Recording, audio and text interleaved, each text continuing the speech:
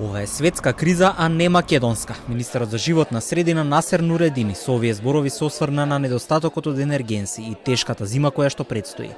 Вели дека тоа е главна тема на секоја владина седница и упати смирувачки тонови дека енергенси ќе бидат обезбедени за граѓаните и за стопанството.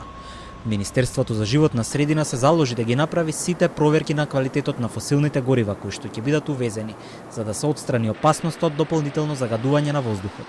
Ние бараме како министер на животна средина тие продукти или тие фосилни горива што ние ќе увезиме и ќе употребиме да бидат со тие законски стандарди што ние предлагаме.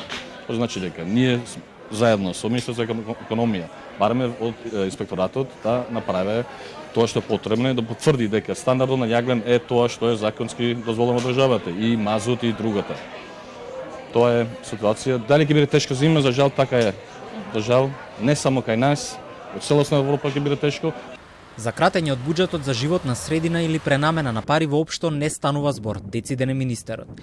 Ќе има инвестиции во нови мерни станици на секаде низ државата, а контрола на квалитетот на воздухот ќе се врши и со веќе постоечките кои што се во функција. Од Министерството за животна средина за Телма брифираат дека од годишната програма за инвестиции во животната средина финансирани се 4 локални планови за справување со аерозагадувањето, а во план биле уште 6. Изминатите години општините заедно со Министерството за економија ја има обврската за обезбедување пари за субвенции, за замена на нееколошки грејни тела со нови. Локалните самоуправи ги изработуваат и катастрите на загадувачи на воздухот, со што се олеснува делувањето на изворите на загадување.